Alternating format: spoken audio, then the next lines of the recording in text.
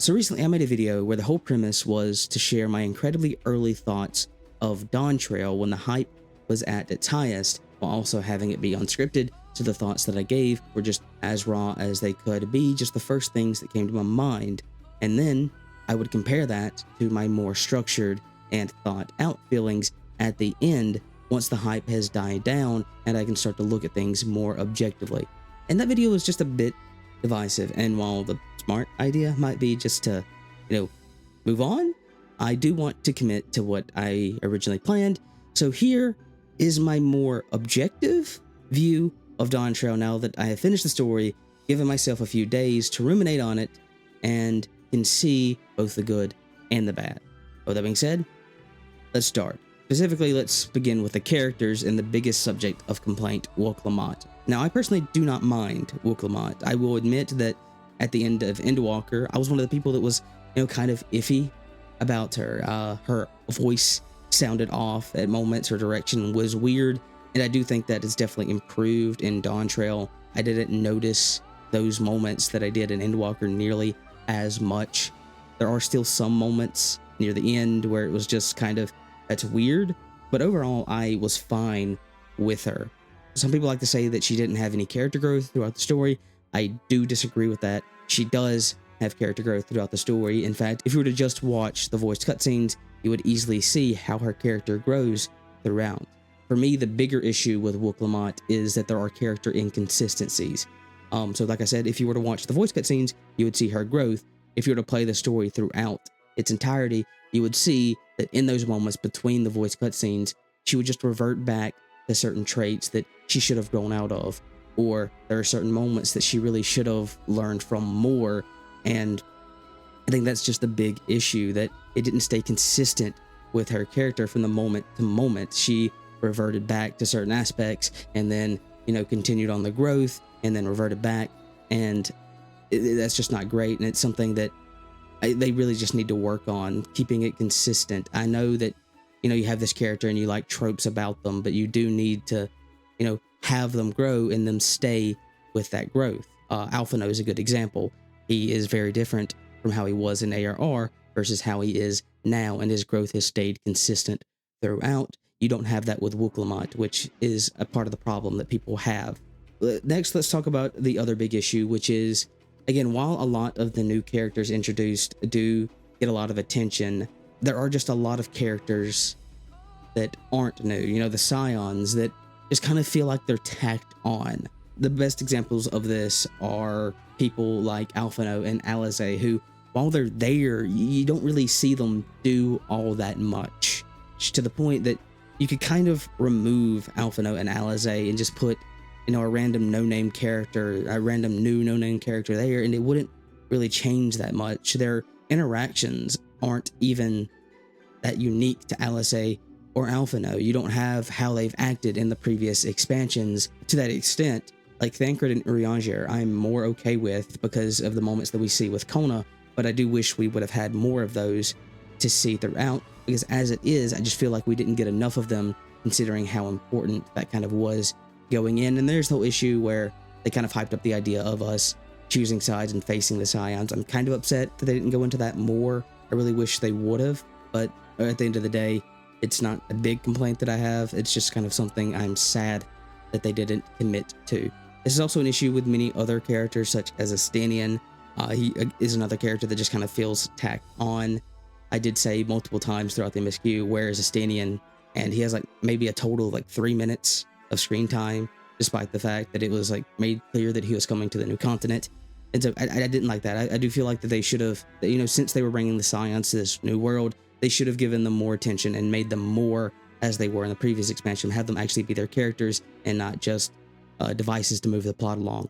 And lastly, let's talk about our main character. So in my original first impressions video, I was very excited to see this idea that we're becoming, mentor figures, and that's how they're going to tackle the story going forward. And I stand by the fact that I think that is a really good idea for them to go in terms of storytelling. We don't need to be the main character because of how powerful of a character we are.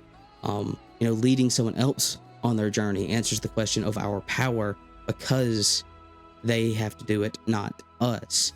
And I am sad that while I saw the beginnings of them doing that, they didn't really stay consistent or embrace it as much as I would have wanted them to. And again, while I don't have the issue of us just kind of being a background character, I don't like that they didn't lean more into us. I do think that we need more agency in the role of like that mentor or in the role of that supporting character. We just unfortunately didn't have that. And I think it definitely suffered because of it. And so that's really all my complaints I have with the characters. Let's move on to the other big issue with Dawntrail, which is pacing. Now, the issues that people have with pacing in Dawntrail are nothing new. Like a lot of complaints being put forth are, the beginning is really slow. And I didn't have an issue with this. I thought the beginning was perfectly fine because, I remember in Endwalker, as I was going through the beginning portion, I actually did have to ask myself a couple of times, God, when is the first dungeon? I didn't have that in Dawntrail. I was intrigued throughout because I enjoyed learning about the new cultures. I enjoyed learning about the new world because I went into this expansion with the mindset that it was going to be a world building expansion. And so I guess it just didn't bug me as much. And I enjoyed like the entire first half a lot more than I think most people. Really, for me, the first bit of pacing issue and what I would definitely consider filler is the 4th zone. Now, I should note that I actually enjoyed the entire quest line of the 4th zone. I thought it was fun. I thought it was interesting. But even going through it and enjoying it, I thought in the moment that this just feels like filler. This doesn't need to be here, and I still stand by that. You could literally remove that entire quest line, and it would have almost no effect on the story, and I think that's a problem. And the thing is, they could have very easily made it feel more cohesive. That zone ends with us not being able to leave because something is obstructing our path forward. They could have implemented that early storyline to where it's the reason that we can't progress, but instead it just feels like a detour. That's just not great, which is a shame because while I do enjoy the 4th zone, it does feel like the most pointless and useless zone just because like story-wise, there's like no reason for us to really go there outside of like the last 10 minutes of the zone. The other issue with pacing is one that has existed in every expansion, but because Dawntrail is a world building expansion and the stakes and tension is a lot lower, people are feeling it a lot more, and that's the issue of just overall gameplay pacing. So the big joke is you talk to 3 villagers and then talk to Wilklamat, talk to villagers, talk to Wilklamat, talk to villagers, talk to Wilklamat. And again, while this is something that we have had throughout the expansions, you feel it more in Dawntrail, and it really starts to show, the age of the MSQ structure. They really do need to make some adjustments to improve the overall gameplay side of the MSQ. A lot of people have said, oh, just give us more go kill X quests, and I don't agree that that is the solution. What I think instead would be better is if they just sprinkled more solo instances throughout the MSQ. And I don't necessarily mean like the ones that we already got, because the solo instances that we got in Dawntrail are the best in the game, without question. With the exception of the last solo instance of Endwalker, that's still probably the best they've done from a story standpoint. But all of them are really fun, really interesting, and I enjoyed them a lot. And it has to come with a change in philosophy when it comes to designing combat encounters, which we'll get into later. But what I think would be better is if just throughout the MSQ, they put in more small-scale solo instances. So going back to the 4th zone, there's like 2 areas that I can think of where you could have made it a solo instance instead of what you did. So, there's the one moment where we get to go get items to make something. And, you could have made that a solo instance where we had to fight the monster to get the item that we need. The monster doesn't have to be overly complicated to beat. It's just fighting a bunch of enemies. But, since it's a solo instance, make them tanky enough for us to use our abilities, and it just feels fun. Another good example in the 4th zone is, the area where we're trying to gather information while being sneaky. You could have, again, made that another solo instance. Make it like the Thancred section and Endwalker. Make it more of a challenge for us to do this rather than just point and click. And lastly, the other big moment that I think a lot of people have complained about is how that zone ends with us going to zone 5. That should have been a solo instance. Let us experience that rather than just watch it. And I think you can do this throughout. You don't have to make every solo instance this very intense encounter. It can be a small scale thing. It can be a mini game. It can just be us doing something different that isn't just watching the story. That's something that I definitely want them to do going forward, is just implement more of the solo instances, because that is kind of a more unique thing and a way to handle that pacing issue if we aren't going to use traditional MMO type quests of go kill X amount of things or etc. It also might be a good idea to maybe create branching quest lines. Like again, Zone 4 kind of felt useless. So, instead of us having to do that quest line, maybe we had an option to branch off and go help them instead of progressing. And then because we did that quest line, events will very slightly change. Like certain characters in Zone 5 will have items or won't have items because we did that quest line. Again, I'm trying to be vague because I don't want to offer too many spoilers, though this video is inherently going to be more spoilerish because I am going into more detail, but I'm still going to try to be vague. Now, the last negative that I really want to touch upon before we move on to the good section is I feel like there should have been more voiced cutscenes. There are definitely a couple moments in the story where I'm just like, this should have been voiced. Specifically, there's a moment that comes to mind in the 5th area where we're talking to a newly introduced character that explains a lot of backstory, and we have one cutscene of him introducing himself voiced, and then the next cutscene where he's revealing a lot of history that's not voiced. And I definitely feel that that should have been a voiced cutscene. And there are a couple moments throughout the story where I'm just like, this should have been voiced, and it wasn't. And overall, I think there should just be more voice cutscenes in general. Basically anything that's not like a minor, I think should be voiced, but maybe that's asking too much. I definitely think that, these very big moments have to be voiced, and I'm kind of upset that there were those moments where they didn't.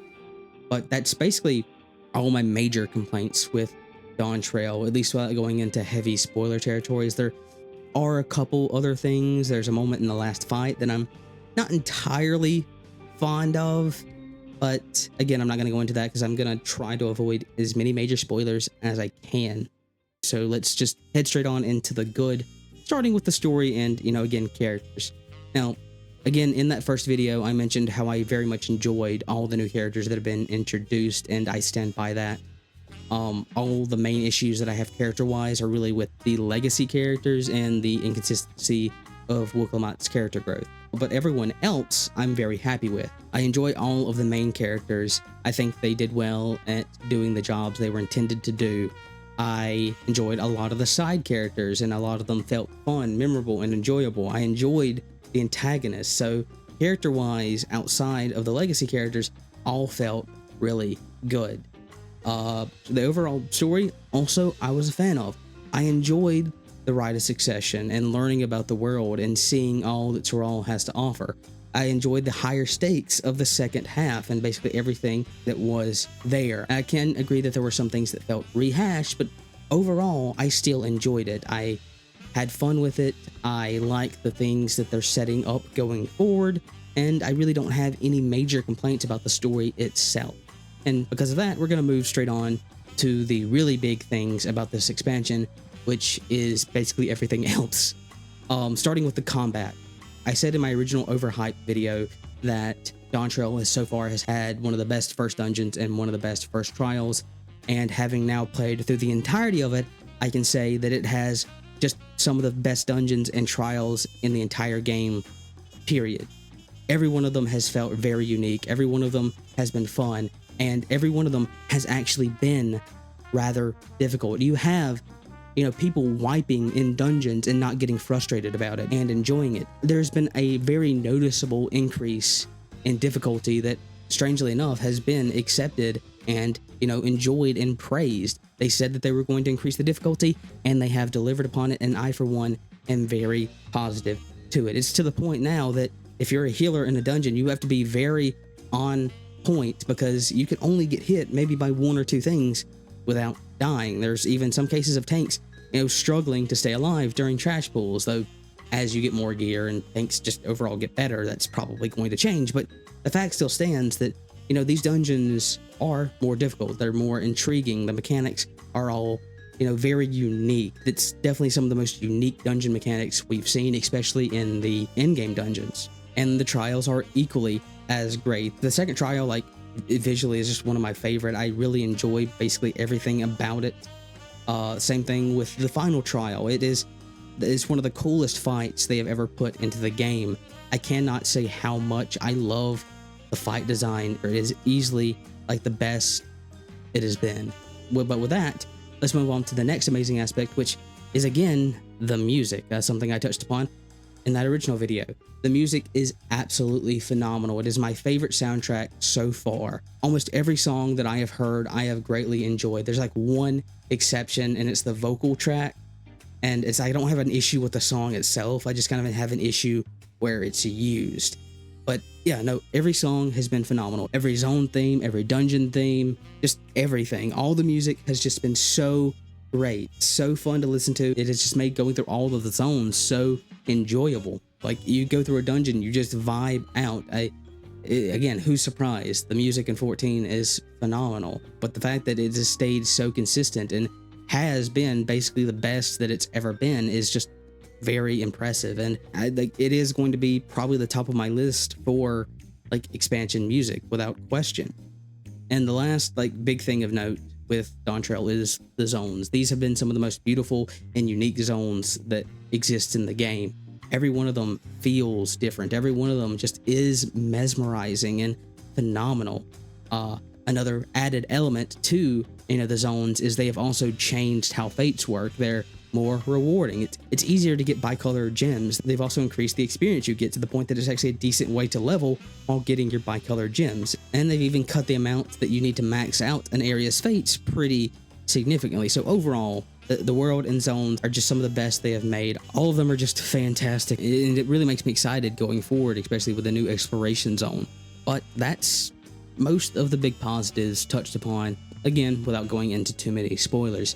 That is overall how I feel about Dawntrail, and I stand by what I said in the original, that I do think Dawntrail has the potential to be one of the best expansions they have made, because I think it is going to be very similar to Stormblood in that while people don't enjoy the story, they love everything else. I do feel if they do continue on with the encounter design, with this idea behind how they create their zones and the music, that the Adventure Foray is going to be probably the best that we've seen.